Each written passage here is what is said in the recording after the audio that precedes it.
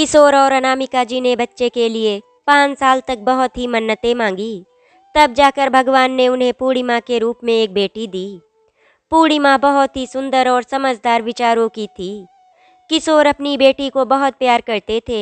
वो अपने दिन की शुरुआत अपनी बेटी का चेहरा देखकर करते। वो जब कहीं बाहर से आते और उन्हें पूर्णिमा दिखाई नहीं देती तो वो बहुत परेशान हो जाते। पूर्णिमा बेटा कहाँ हो तुम? आ रही हूँ पापा। अरे मेरा बच्चा कैसा है? ठीक हूँ पापा, लेकिन जब आप बाहर चले जाते हो तो मुझे बिल्कुल अच्छा नहीं लगता। तभी अनामिका चाय लेकर आती हैं और कहती हैं, क्या खिचड़ी पक रही है आप दोनों के बीच? दोनों एक दूसरे को हाई फाई देकर कहते हैं, कुछ भी तो नहीं। किशोर बेटी से इतना प्यार अच्छा नहीं। कल को जब इसकी शादी हो जाएगी तब आप क्या करोगे? डोंट वरी मॉम, मैं शादी ही नहीं करूंगी। और पूर्णिमा हंसने लगती है। किशोर ने अनामिका से कहा, मैं तो अपनी बेटी की शादी इसी शहर में करूंगा।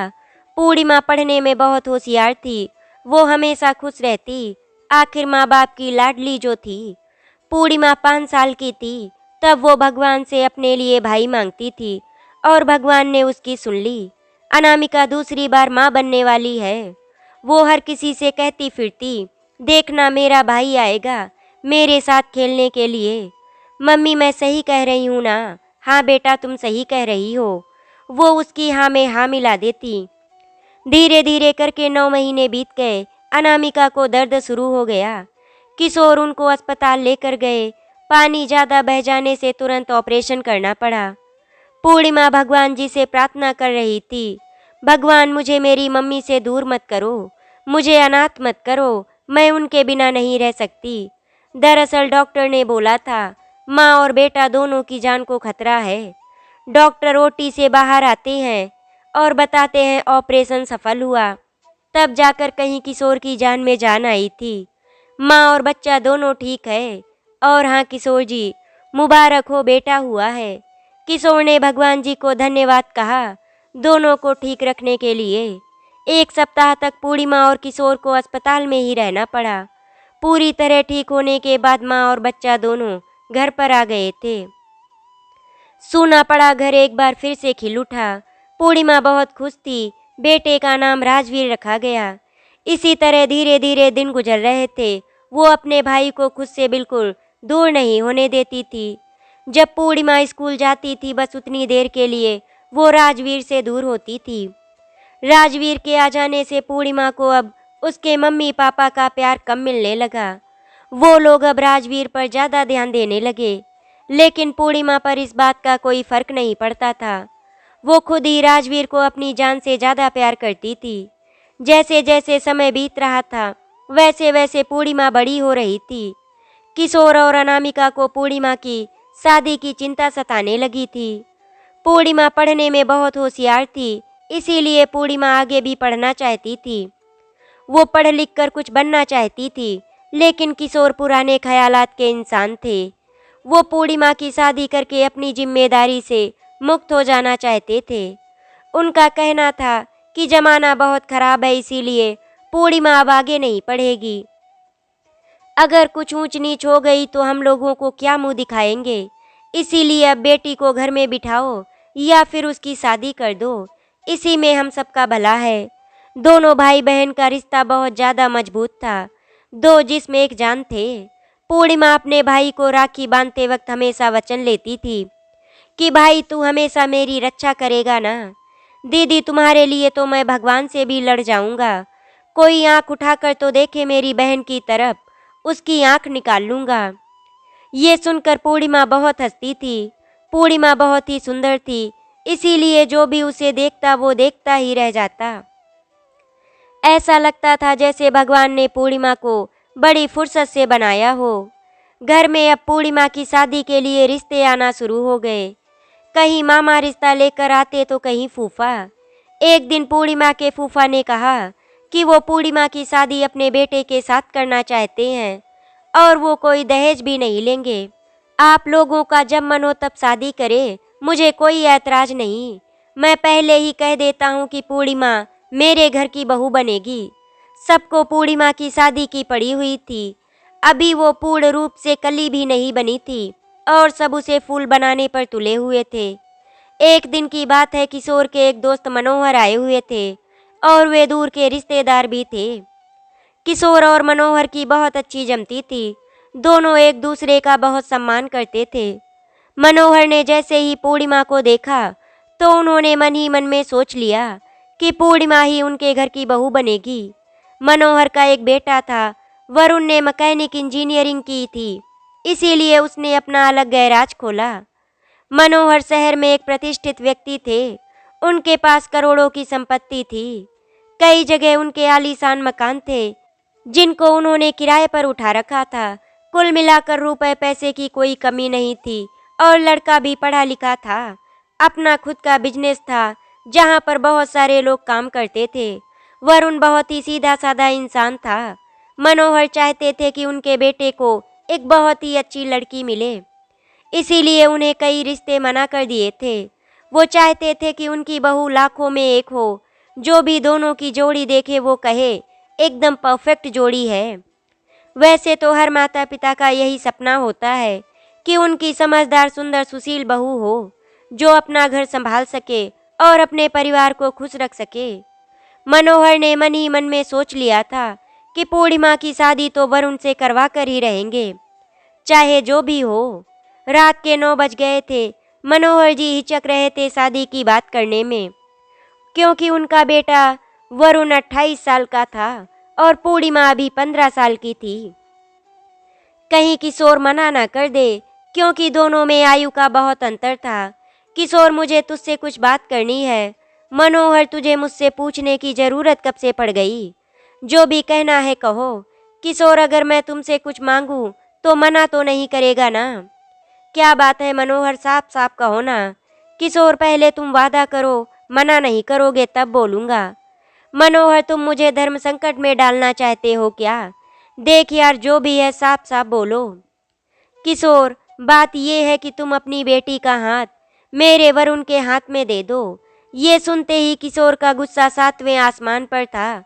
मनोहर, तुम्हारा दिमाग तो ठीक है ना? तुम्हें समझ भी आ रहा है कि तुम क्या बोल रहे हो? मेरी पूर्णिमा अभी बच्ची है और तुम कह रहे हो उसकी शादी मैं तुम्हारे बेटे के साथ कर दूं। शेर के साथ बकरी का रिश्ता करना चाहते हो तुम, ऐसा कभी नहीं होगा। मनोहर, ये बोलने से पहले एक बार सोच तो लेते। किशोर, मैं बहुत सोच समझकर बोल रहा हूँ। तुम्हारी बेटी मेरे यहाँ राज करेगी, उसे कोई तकलीफ नहीं होगी। और फिर क्या कमी है मेरे बेटे में? उम्र ही तो ज़्यादा है, लेकिन मेरा बेटा बड़ा दिखता नहीं है। दोनों की जोड़ी बहुत अच्छी लगेगी। और फिर किस चीज़ की कमी है मेरे यहाँ? तुमको शादी में कोई दहेज भी नहीं देना पड़ेगा। धीरे धीरे करके किशोर मनोहर की बातों में आने लगा। फिर भी किशोर ने अभी शादी की बात को टाल दिया और दोनों दोस्त आराम से सो गए। अगले दिन मनोहर अपने घर वापस चला गया। एक हफ्ते बाद पूर्णिमा की 12वीं का रिजल्ट आया। वो अपने स्कूल में फर्स्ट आई थी। सब बहुत खुश थे। सभी लोग पूर्णिमा को बधाई दे रहे थे। ये बात मनोहर तक पहुंच गई। मनोहर भी बहुत खुश हुआ। ये जानकर मनोहर मिठाई और उपहार के साथ फिर से पहुंच गया। किशोर और पूर्णिमा को बधाई दी और फिर उसके बाद किशोर से फिर शादी की बात छेड़ दी। तो फिर किशोर आगे क्या सोचा है? मनोहर, पूर्णिमा अभी आगे पढ़ना चाहती है।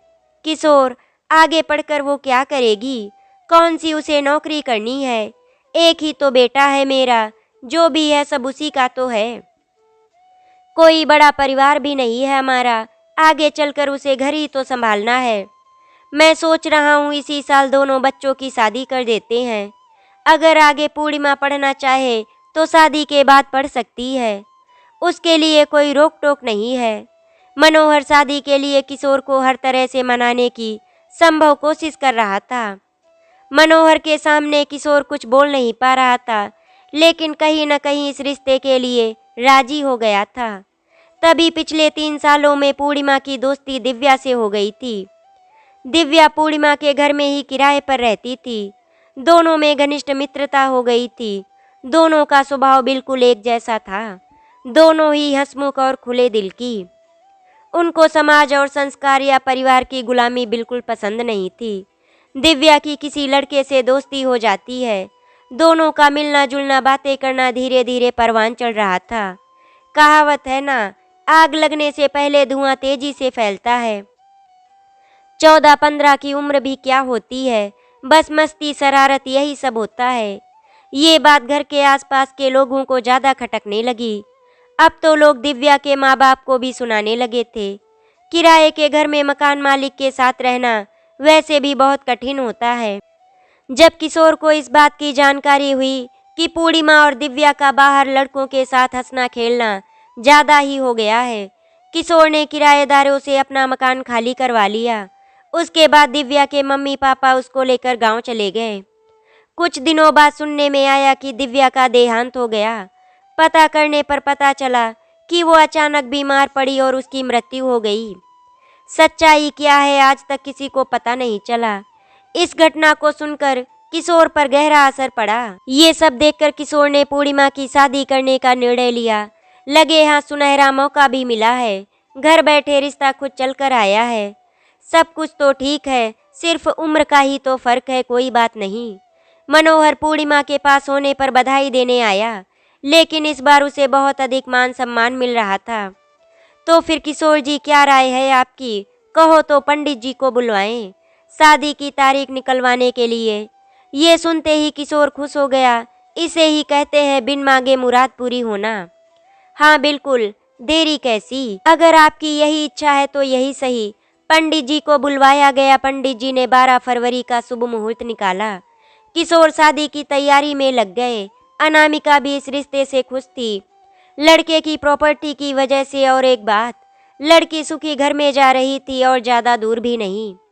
पूर्णिमा का ससुराल 2 किलोमीटर की दूरी पर था।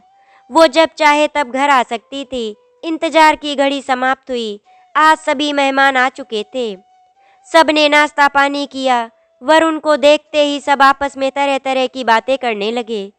कोई कहता लड़का तो बहुत सुंदर है, तो कोई कहता लड़के की आयु बहुत है। वैसे दिखने में वरुण हीरो से कम नहीं है। सभी लोग उधर देखो, लड़की भी आ गई। सफ़ेद धुआं बादलों की तरह उड़ रहा था।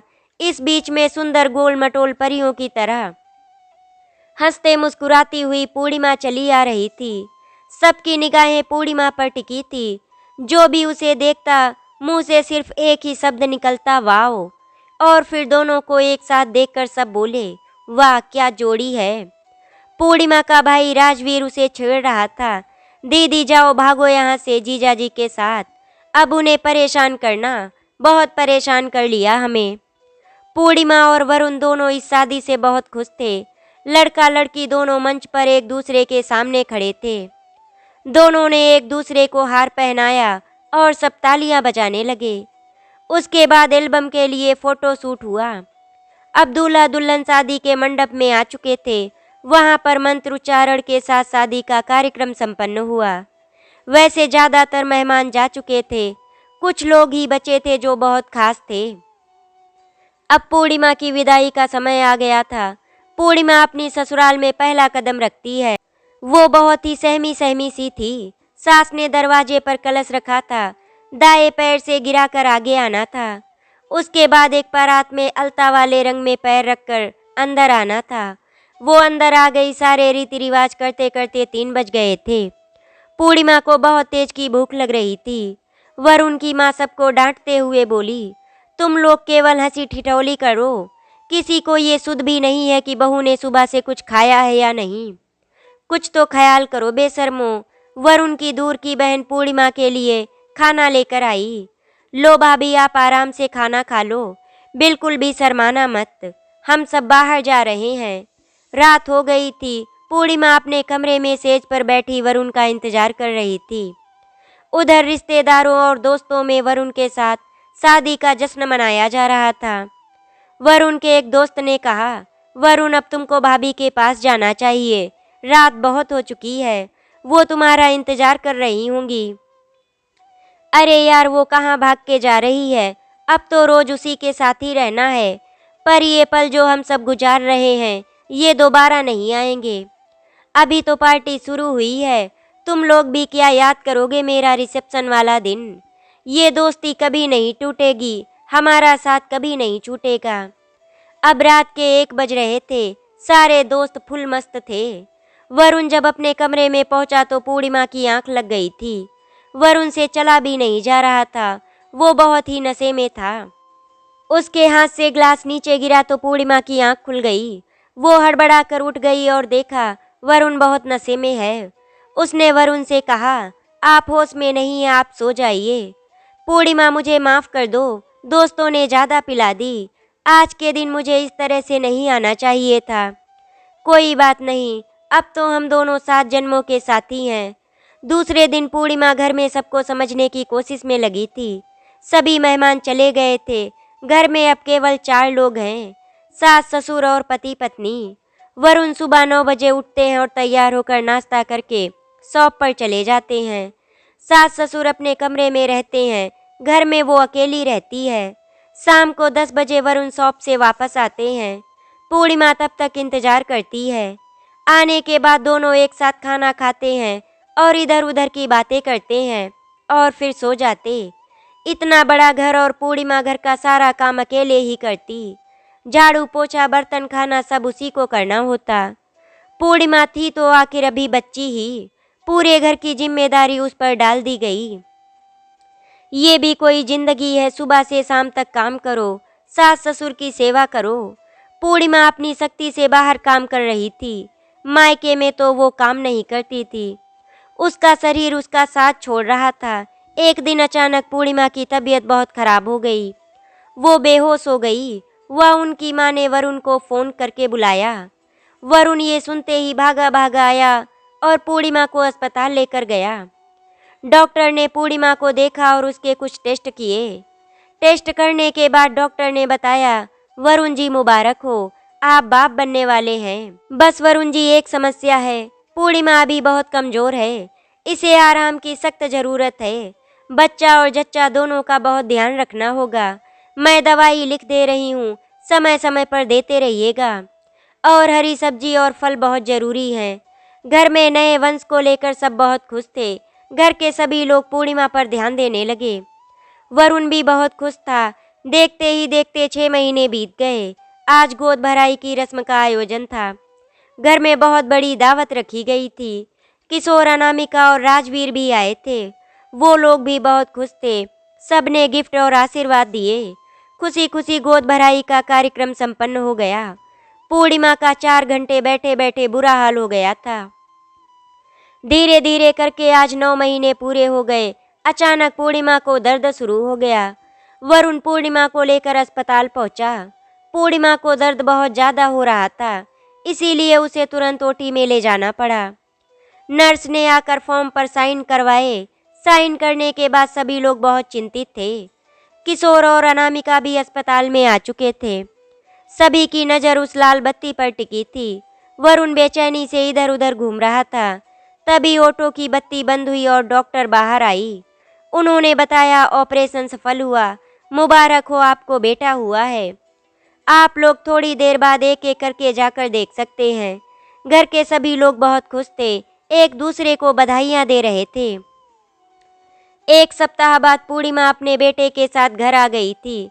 घर पर नामकरण संस्कार कार्यक्रम रखा गया और बच्चे का नाम अनिकेत रखा गया। 3 साल बाद पूर्णिमा ने फिर एक बेटी को जन्म दिया, वो भी ऑपरेशन से हुई। पूर्णिमा की जिंदगी अब बच्चों की देखभाल में सिमटने लगी। वरुण भी घर में समय ना के बराबर दे रहा था। अब वो ज़्यादा समय घर के बाहर ही बिताने लगा। देखते ही देखते बच्चे बड़े होने लगे। अब वो स्कूल जाने लगे। दोनों बच्चे स्कूल जाने लगे। पूर्णिमा धीरे धीरे बहुत ही चिड़चिड़ी होने लगी थी।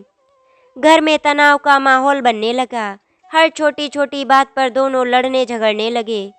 अभी पूर्णिमा की उम्र ही क्या थी, केवल 23 साल। इस उम्र में तो आजकल बच्चे शादी भी नहीं करते। लेकिन वरुण की उम्र ढलने लगी थी। अब वो लगभग 45 पार कर चुका था, यानी कि वरुण के ऊपर बुढ़ापे ने दस्तक देना शुरू कर दिया था। दोनों का जीवन चोरों की तरह कटने लगा। छोटी छोटी बातों पर वे दोनों लड़ने झगड़ने लगे।